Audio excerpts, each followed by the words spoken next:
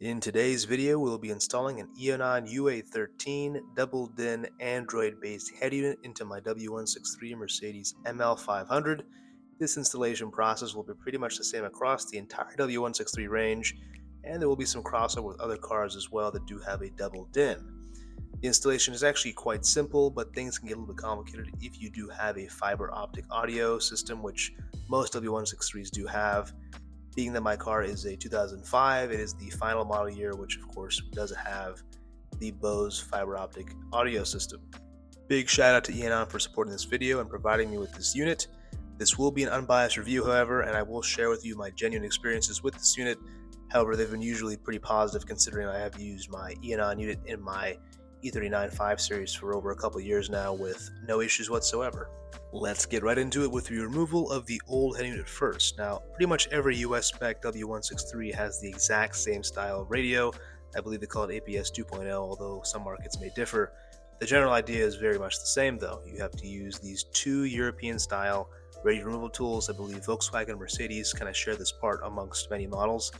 You stick those in the bottom of the unit in the little slots. You'll hear a click on both ends, and the entire unit pretty much just slides out. Now keep in mind, it is fairly heavy because it has a whole CD drive and lots of computers going on there, so be very mindful of that. Also be aware that you will lose access to your 6 CD changer once this unit is removed, so be sure to remove your CDs before doing that if you have any installed. Once the unit comes out, it is as simple as just unplugging a bunch of connectors. Some will be a bit trickier than others with the age of the plastic, but overall nothing to talk about. You will also notice that there are two main connectors, one of which is a standard ISO connector, which we can actually use with our new head unit, which is very convenient that Mercedes did use these. Taking a look inside the Eonon box, we'll find all the various harnesses that attach to the radio itself. This one over here is the main harness that goes from the car's harness to the Eonon itself. You'll see those purple and green wires on one side of the connector are actually all for audio and the speaker specifically, but in our case, because our car had the fiber optic audio system, our harness on the car actually does not even have those wires. You can see they're not even pinned in there at all. So what we're going to have to do is run some speed wire, which is over here. You can kind of see that. It's a 9-wire speaker wire kind of bundled into one. We'll have to run that down to where the factory Bose amp is and then bypass that amp and connect our wires directly to the speaker wires. This will allow us to effectively use our new Eonon head unit without needing to use the stock Bose amplifier and all of its fiber optic nonsense. In order to run the speaker wire down toward the amp, we'll need to remove the kick panel above the pedals. You can kind of see it's all exposed over there, which will then give us easier access to the amplifier, which is kind of tucked away on the left side in the footwell. A little bit hard to get to. But to remove that kick panel, you got to unplug the OBD2 from the trim piece, remove some Phillips head screws, and then you'll be on your way. But before we dive into the messy process of modifying the audio system for this car, I went ahead and plugged in the main harness for the head unit just to make sure it works properly and that our car won't have any other issues with it. Very simple, that main connector that comes with the kit just plugs right in. It also plugs into the factory connector on the car, that ISO connector I was mentioning earlier.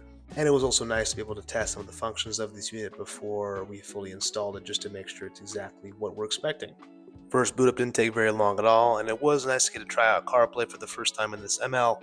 However, of course, you have no audio, so let's get back to work, shall we?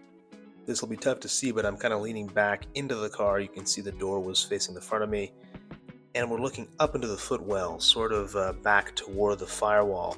And if you peel back some of the white insulation, you can see that black sort of metal box, and that's going to be your amplifier right there with all the cooling fins attached to it. It is a pretty sizable unit, and to get the harness off it, you actually have to remove the amplifier, which is secured by one 10mm bolt kind of toward the top there. That connector just will not budge unless you have it out of that location, and after quite a while of messing with it, it took me a while to figure that out. But you will need to remove the amplifier from a location to loosen it a bit to then get that connector out. And once that connector's out, you can fully remove the amplifier. And here's that big old amplifier. You can see we have the Mercedes and Bose logos on this unit, but we don't need this anymore. We'll be needing to look at the wiring harness for this amplifier and how we can repin that to match our new head unit speed wire, which will be a more basic setup, but it's going to work just fine. Here you can see the 26-pin connector that does usually connect to the amplifier which we will be somewhat depinning to utilize the connections to the speed wire itself for our new head unit. Here's a much better idea of what we're working with. I've actually color-coded the wires to the connector here, overlaid it on top.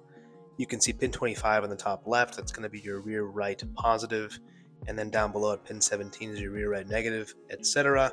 What kind of makes this helpful as well is in the harness, you'll actually have each pair of positive and negative per speaker intertwined together, so those make things a little bit easier in terms of finding what goes where. You'll also find that the subwoofer wires are a thicker gauge, so keep that in mind as well. Moving on, we can take a look at the right side of this diagram from Crutchfield's website. You can see the generic colors for speaker wire, which is actually the same as our speed wire. For example, you can see the green wire will be your left rear speaker, positive being the all green one, and the negative having a black strip through the middle of it, black stripe rather. This is exactly the same as the speed wire we'll be using. It also mimics the harness adapter we have that came with our Eonon unit. So at this point, it's just a matter of matching the correct wire to where it's supposed to go. That being said, there is a small catch, which is, remember, our subwoofer wires and our rear tweeter wires. Those don't exactly have a place to go with our speed wire harness, which means we'll have to get a little bit crafty with how to handle this. The solution is not perfect, but it works, so big shout out to Frenchineer for this little diagram as well as his tutorial on how he did this in his W163 ML. But honestly, it works perfectly fine. What he essentially did is he bridged the connection between the rear right speaker and the rear tweeter, along with the rear left speaker and the subwoofer, as you can see by his fantastic diagram. It actually makes things a lot simpler. You do include all the speakers, you're utilizing them all this way, and without using additional amplifier, this method does work pretty well. The sound quality is pretty great from what I've experienced so far. Pretty much the same as factory, at least that's what you can tell. Down the line, maybe I'll add a separate amp and then we can do some more fun stuff, but for now, this works, and it doesn't require much effort, aside from, matching colors and wires and such. And here's the chaotic mess of wires I've ended up with. You can see I've labeled them with some blue painter's tape and a gold Sharpie. Do whatever makes it easiest for you. At this point, you can also choose your connectors of choice. I've used these Wago quick connectors because I want to make sure I get it all right before I finalize it with some proper heat shrink solder connectors, but you can use whatever you'd like here as well. This was just sort of to make sure it was working, which it did. Again, total chaotic mess of wiring. It is kind of painful in the process. It is time consuming as well, just because of how many wires you're dealing with, and it's certainly a solution for bypassing the fiber optics. Here is the result of all the connections we've made according to the front right, front left, rear left, which coordinates properly with the pseudo-generic purple, white, green, and gray. All right, so moving up here, we can cut the speed wire right over here. And then with the radio harness, I've actually to depin this guy over here, pull out the wires. Now I need to match these up with the speed wire wires, because obviously our connector here doesn't go with the radio because of the fiber optics. So with all those new connections made, our Eonon head unit can specifically drive each individual speaker without having to deal with an amp anymore. So now we're all set and we can continue with the installation. We'll move on to the microphone next, as that is a crucial component for this system to work properly. I find that not using the exterior or external microphones is just, it ends up with poor quality. So you definitely want to connect that up because you're going to have much better call quality and people can actually hear you. So that's always a benefit. You can see here I've chosen to route the microphone through the dashboard quite easily actually to the steering column, which after removing some plastic trim just by prying a little bit, you can see I've stuck it right up there where there's usually a plastic cap in the steering column trim, but in this case it pops right out and it's a perfect spot for a microphone. It's close enough to where you speak, where people can hear you clearly, and there's plenty of room with this harness to run it as far as you want to. You can even run it up to the A-pillar and then up somewhere else in that sort of top control panel if you so desired. In this case, I think this was more than fine for my needs. Yes, it could be a little bit more hidden or tucked away, but for this car, it's perfectly fine for me. And especially if you're not looking for it, you're not going to see that microphone sitting over there. Out of all the harnesses the Eonon radio came with, I only used the one that connected to the main harness of the car, which of course includes the audio connections, along with the other harness that had the RCA inputs, which also had the microphone input as well. You can go ahead and feel free to attach whichever harnesses you feel necessary for your application. I could also use the USB ones as well to do wired CarPlay if I wanted to, and also USB charging for other ones as well. I believe there was also a separate harness for if you had a backup camera or front camera. In this case, I'm not using those, so I didn't install those harnesses, but you can if you'd like. Now that we know it all works, we can actually properly install this unit, which does require a little bit of modification. The W163 trim kits for double DIN aren't even available in the US anymore for whatever reason, but I found that if you trim the little black tabs in the stock housing for the stock radio, you can actually fit in a Volkswagen double DIN cage, at least one that's meant for a Volkswagen, I believe Passat and Jetta of a certain model year. I'll link it down below in the description, of course, but the measurements are pretty much exactly the same. In fact, once you attach the appropriate hardware to Eonon unit to fit this in this double DIN cage, it is a pretty snug fit and it's not going anywhere. So this was a very pleasant surprise. And now it just has to slide into place in its new home in the W163 dash. The brackets are in. Let's try and throw this sucker in here. I also threw on the GPS antenna before installing, just because why not? Even though I'll be using CarPlay mostly, still nice to have. Radio's down in place. Just need to put this trim piece on, which came with the kit. The last bezel snaps right into place, and now we have our UA13 from Eonon fully installed in this W163. All we have to do now is test it out and see how it goes.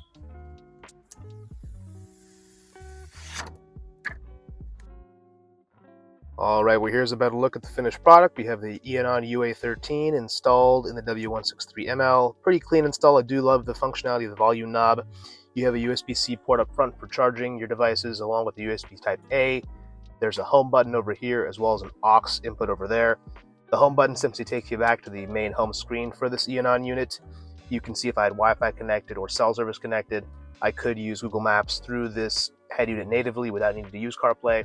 Overall, the UI for this UA13 is very, very clean. You can see you can kind of customize which apps go over here. I have Z-Link 5, which is essentially CarPlay or Android Auto built in right over there. You can also install music natively to the device, such as using Spotify or something else, MP3s and whatnot. If you'd like to use radio, FM or AM, it's going to be the top left corner over there. Pretty straightforward how to use that. I do enjoy having a volume knob over having a touch control. I think it's just much more intuitive. And it's nice and close to the driver's seat as well, which makes things even more convenient if you're a left-hand drive. You do have the Play Store over there. You can install YouTube or whatever Android app you could possibly want. You could even install an Android app that connects an OBD2 adapter so you could read codes if you have any issues with your vehicle over there. You can see in the settings, there's lots of different options to control your apps, display brightness, the sounds it makes.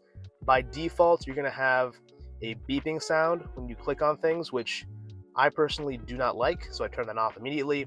You can control sort of the default volumes for various apps and different programs, which is nice. You can set default navigation apps, there's storage settings, and other stuff like that as well. You can connect to Wi-Fi over here or use a hotspot if necessary. Date and time, languages, Google account, all that good stuff is over here as well. You can also go to the settings page to install updates if you wanted to. Now, these don't come around super frequently, and you would need a Wi-Fi connection to do so. You can also go ahead and control your EQ controls, considering now we do not have the normal sort of subwoofer and rear tweeter setup. I did play this a bit for what I liked was the best, and I'm pretty happy with how it is right now. You would think you would have more in the bass zone, but I actually toned it down a bit because I found that there were some vibration in the door cards from those mid-range speakers, so I kind of toned it back a little bit, and I'm pretty happy with how everything sounds. If you go ahead and press this button over here, you get access to all your apps you have that are pre-installed on this device, Google Chrome, Google Maps. You can change the panel color light. Now, I didn't connect the wire to the dash illumination wire for the stock system because I didn't think it was necessary, but you can change it to various colors. I made mine red because it kind of matches with the HVAC control red as well, so I found that to be the most useful. And that color only lights up this home button over here at night, which is very useful. I just have it lit up all the time, which works fine for me. You can find different radio stations. You can also mirror your phone if you'd like to instead of using CarPlay. Some people find that easier if you so desired. Like I said, you can also download music to this device, specifically MP3 files and all that good stuff. But yeah, overall, it's a pretty simple, straightforward, smooth interface. It's a great way to bring your car from the 2000s or 90s even into the 2020s. So it is nice to have this kind of stuff. CarPlay itself, I mean, compared to other Android units I've used, it's very, very smooth, and I do like that quite a lot. I've customized my apps here. That's just typical CarPlay stuff, but like I said, it works very smoothly, and with the microphone installed, We do have pretty good Siri inputs as well, which is certainly helpful. Well guys, that wraps up this video. Hope you guys enjoyed it. Thanks again to Eonon for sponsoring this video and providing me with this unit. If you guys did enjoy the video, leave a like and consider subscribing for more content like this on Mercedes and BMWs, CarPlay retrofits, and so on. If you are interested in the Eonon UA13 or other products they offer, check out the links below and use this code at your checkout. If you guys like this video and all my content so far, check out sta-industries.com and check out all the German car apparel I have, especially M156 stuff.